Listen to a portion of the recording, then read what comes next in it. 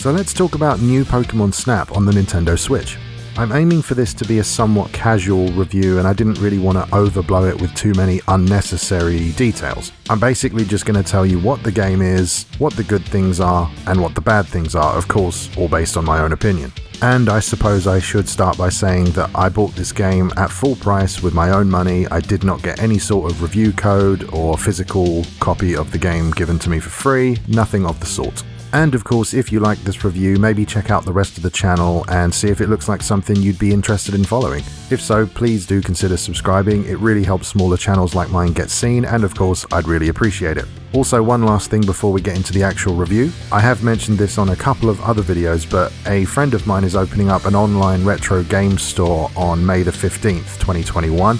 It's a UK-based online store, but international shipping is available. There'll be a direct link in the video description down below, so feel free to go and take a look. If you decide to buy anything there, I actually have a discount code for you, which is pretty cool. You just need to type in consoles only, all one word and caps, and it will give you 10% off your entire order. It is a one-use code, but it is good till the end of 2021, so just so you know, I'm not sponsored by the shop and receive no money, no free games, no payment in any way, shape or form. I'm just helping out a friend, so yeah, if it looks interesting to you, please go check it out. So with that out of the way, let's get on to the actual review. So I owned and played the original Pokémon Snap on the N64 in 1999, which was around 22 years ago at this point, if you can believe that. I mean, let's be honest, it was pretty basic, it had very little in the way of actual content, but what it did have was charm.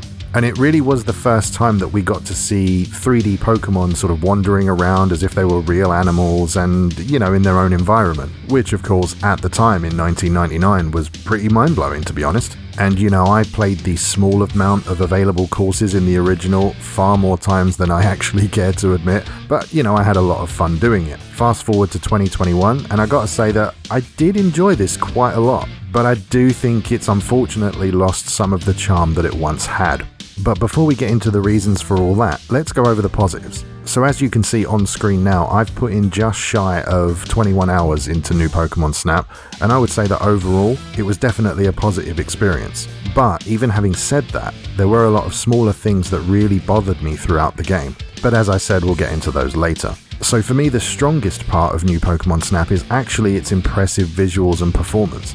The Nintendo Switch isn't exactly a powerful machine, but from what I can tell, it's running in 60 FPS and only dips below that in very busy scenes. Resolution-wise, I play docked pretty much exclusively because the Joy-Cons are frankly torture devices, but I couldn't really find any rock-solid information on the resolution online. But I would guess it's displaying in probably around 720p or thereabouts, just due to how the image looks on my television. Even at 720p though, the courses all look brilliant and vibrant, full of life and of course Pokemon to photograph. The nighttime courses look good in their own way, but the daytime ones just look a bit better to me due to the bright sunlight that a lot of them have, but that's of course a personal opinion. The Pokemon themselves have been animated and rendered with a lot of care and attention, and it really does show. They all feel very much alive and move in a very natural way, and the various interactions that can occur between them and yourself is actually really enjoyable to watch and see. There's just a lot of personality there, literally everywhere you look. Another thing that impressed me was actually the courses themselves. And what I mean by that is, being honest, I really thought this game was going to cheap out and have barely any courses, a lot like the original, which barely had any at all. I think it had around 6 if I'm not mistaken.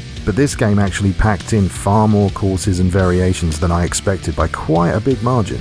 Oh, and I should say I won't spoil anything past the first areas in this video, so don't worry about that. Everything you're seeing on screen is from the beginning areas of the game. Every course is really well detailed, full of things to see, and of course many opportunities for some really cool photos of the Pokemon. But now that I think about it, one thing I found really strange, I don't know about you guys, but I found it really weird that this game was actually made by Bandai Namco. Just seems really odd to me, but you know, they've done the vast majority of the game justice, so you know, they have my respect. Plus, as a development studio and publisher, they've put out quite a lot of good stuff in the past, and their experience really shows here. So what really is Pokémon Snap? Well, as you can probably tell from the footage, or perhaps you're familiar with the original, new Pokémon Snap is basically an on-rails shooter.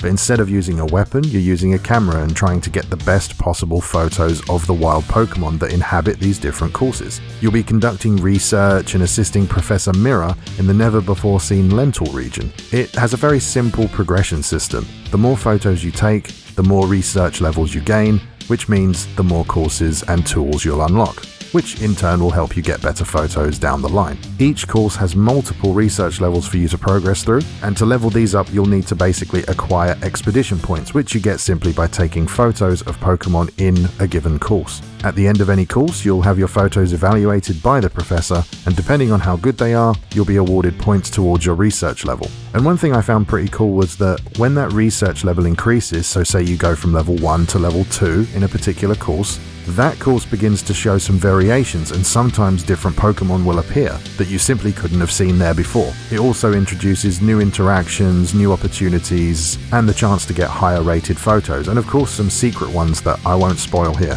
And frankly, there isn't really much more to say about the actual gameplay, except that there are some courses that act as a sort of boss level where you need to throw the new Illumina orbs at them to get them to glow before you take photos of them. As you can see from the footage, the first one you meet is a Meganium, which was actually shown in the trailers, so it's not really a spoiler. And I think you'll agree that the setting and the lighting in this course definitely make for some great photos. So besides looking nice and basically playing a lot like the original, now we have to get into the negatives, and I honestly hate to say that it has any negatives. I was really hoping it wouldn't, but after my 21-ish hours with it, and in order to keep my integrity, I really need to point them out, so here we go. I think the first thing that struck me negatively was just how many of the Pokémon on the courses ignore you completely. Now, of course, I'm aware that once your research level increases, the interactions with Pokémon do increase and things change, but even so, there's so many times when you throw something like the fluff fruit item towards a Pokémon, or near them, or around them, and they just seem to carry on and ignore it regardless.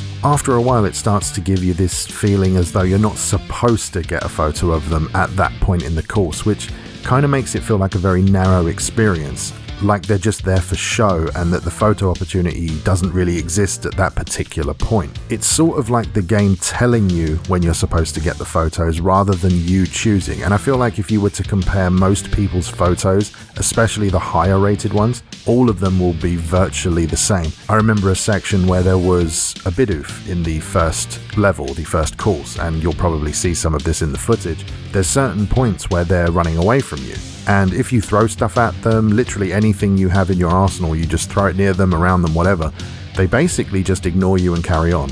I'd rather be able to pick a section where I want to create a photo opportunity rather than being told that no, they're just kind of there for show at this point in the course. The photo you want to take is the one later. Bidoof will be available later on in the course. That's the one you want. And that kind of leads to a feeling of the photography being a little bit more staged. You know, a little bit more unnatural, which was not a great feeling for me. Another thing that bothered me, although not massively, was the reuse of the same Pokemon in many areas of the courses, in multiple different courses as well. The amount of times that I saw a Magikarp or a Vivillon in a different course had to be at least, I would say, 5 or 6 times. Vivillon is the worst offender by a wide margin because they use all of its variant colors. That wouldn't normally be an issue if it was registered as a different type, for example, but the problem is that it counts as the same Pokemon in the photo decks, so it feels like a wasted Pokemon appearance, if that makes any sense.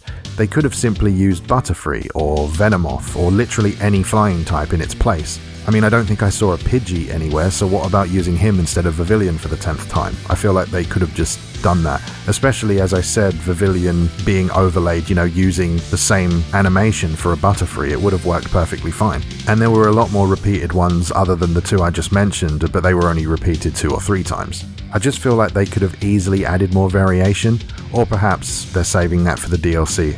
One of the biggest issues I had with the game was the rating of the photos at the end of the course. There were honestly so many times where the ratings just did not match the photos. And of course, a lot of photography is subjective, but basically photos have a star rating of 1 to 4. And also each photo is rated on things like the size of the Pokemon in the frame and the pose, as well as some other criteria as well. As an example, a few times I had a shot of a Pokemon that was far away and obstructed by scenery, right? But that was for some reason counted counted as a 4-star picture, then the same Pokemon in a different location, up close, posing and eating some fruit, was only a 1-star. And I couldn't understand how that could be possible, because one photo was arguably better than the other. It just flat out was, so I don't really know what went on there. But as I said, it happened many times throughout my playthrough. If I had to really break it down, I would suggest that the star system is essentially a rating that is applied to a certain situation. So what I mean by that is, imagine the different Pokemon on these courses have an AI route that they follow,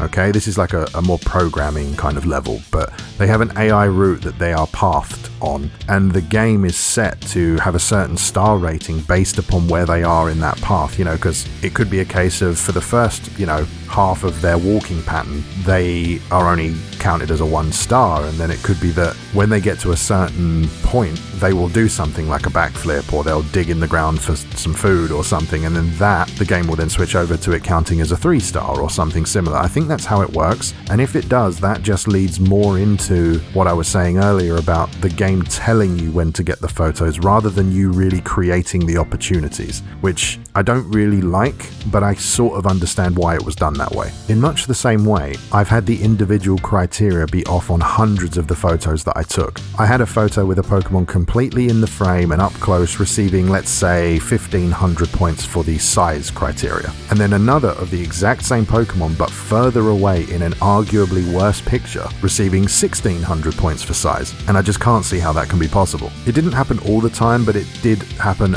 many times throughout the playthrough, and it happened in many pictures where I just felt, in my opinion, that the photo was better, but it got a worse rating. I just couldn't understand it a lot of the times. It really makes me not want to go out and find all the best pictures simply because there isn't enough consistency in the ratings. I feel like I'd be looking forever for a certain star rating, and it just wouldn't happen unless I knew exactly where it was, rather than, again, me setting up a scenario and getting a nice picture. The game is telling me that no, this is not where you get that picture, which is a bit strange, but it is what it is. Something else I think warrants mentioning is that in the original Pokemon Snap on the N64, you could actually evolve certain Pokemon you saw along the course. It was a really fun feature, especially back in the day, 1999. It was pretty cool to see and pull off. I remember there was one where you could knock a Magikarp into a waterfall and a Gyarados would emerge soon after you did that, which was, again, pretty cool. You could also knock a Charmeleon into the volcano and you'd get an awesome appearance from my personal favourite Pokemon, Charizard, which was awesome. And of course, yes, I know everyone loves Charizard, but I was a kid when I bought Pokemon Red myself. I had an imported version of it from America at the time,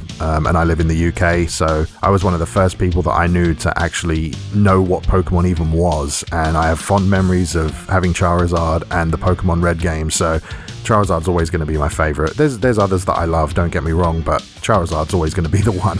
But as far as I can tell in this game, after, again, 21 hours with it, you cannot do this at all, which is really a shame. It wouldn't have been difficult to implement, but it's just a bit odd that they left it out. I really feel like they could have easily done an evolution here and there. It doesn't even have to be loads of them, just some, but they decided not to go that route, and it's a shame, but maybe they'll add it in a DLC. I hope that's not what happens, because, cutting it out and then making us pay for it later would be a bit shitty, but we'll see.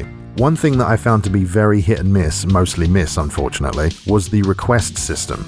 At various stages of the game, the other characters will make requests and ask you for certain pictures of certain Pokemon doing certain things. This is fine on paper, but so often they were very vague about what they wanted me to do, and it was very cryptic. There was just a very cryptic hint about what you needed to find or do. Some are far easier to do than others, but outside of the few filters and frames and stickers for editing your photos that you unlock, you don't really get much for doing them, and frankly, chasing after them is far more annoying than it should be. For me, I simply stopped caring about the requests after a little while. I will probably go back in a few weeks and look up exactly how to do some of them, but playing the game naturally through the first time with no guide, I found these requests to be pretty frustrating and unrewarding, if I'm honest. The worst part was that quite a few times I found a really cool situation just happening naturally, and I took a photo of it only for the request for that same photo to be made after I'd already taken it. And guess what? It's not retroactive, so you'd have to go out and find that situation and do it all again just to complete it. Also, there were many times where I was sure that I'd done what I was supposed to do for the request, only to realize that it didn't count and it wasn't the correct thing, but it seemed like it was, so I just ended up ignoring most of them in the end. They're a good idea, but in execution they just don't work very well. This next issue is more of a wasted opportunity, I would say, than an actual negative. But when you fulfill certain conditions, you will unlock research titles, which you can see on the screen now. They literally do nothing as far as I can tell, which again is a bit of a shame. I feel like they could have attached some sort of cool collectible reward to it, besides just the title itself. Perhaps you could unlock some sort of Super Smash Bros. Style Pokemon statues to display on a virtual shelf, in the lab that you're working at in the game. Or even maybe unlock the ability to find certain shiny Pokemon or literally anything else. But there's just nothing there with them, they just are what they are. And finally, there's an option to edit and share your photos online for other players to browse, and if they like them enough, they can award medals to them. And I think you get to be included in some sort of ranking system, which is pretty cool. Well, what's the problem with that, you might ask? Well, there's not really a problem with the actual system, it's just that it's locked behind Nintendo's awful online subscription. And look, for a multiplayer game, a full-on multiplayer game, maybe like Splatoon or something, I'm a little bit more understanding when it comes to these subscriptions. I don't like these subscriptions, but, it is what it is. And all the other companies are doing it, so I guess Nintendo want in on it as well. But for a photo comparison app, nah, not a chance. I'm just not paying any money to do that. And as you can see from the footage, I obviously didn't engage with this system, so I can't really comment on it properly. So there you have it. I think that's really all there is to say about the game without getting into more stuff that would spoil things for you. I think if you're a Pokemon fan, you've probably already bought this like I have, and like me, you've probably enjoyed it overall. If you're not a massive fan of Pokemon and you were just kind of on the fence about it, I would still cautiously recommend it, but think carefully about the negatives that I've brought to light here, because again, if you find them to be too much, it may ruin your experience completely. I would say wait for a sale, but Nintendo Switch games rarely go down in price, especially physically, but I think full price is a bit too much. That's the other issue. It's just that little bit too much for me. If you took maybe 25 to 35% off of the full price, I think you'd be in a decent place value-wise. It's a well-crafted game, made by people who obviously cared about it, but it definitely has some missed opportunities, and I think they hold it back from being truly great. Thanks very much for watching my review. If you enjoyed it or found it informative, please do consider leaving a thumbs up, or indeed a thumbs down if you didn't enjoy it, so that I know to do better for next time. If you want to see more of my content, please do consider subscribing to the channel. I'm trying to get to my next subscriber goal of 100, so if you think you can help me and you enjoyed the content, please do consider a subscription. It would really help me out and I'd really appreciate it. But with all that said, thanks very much for watching, and I'll see you next time.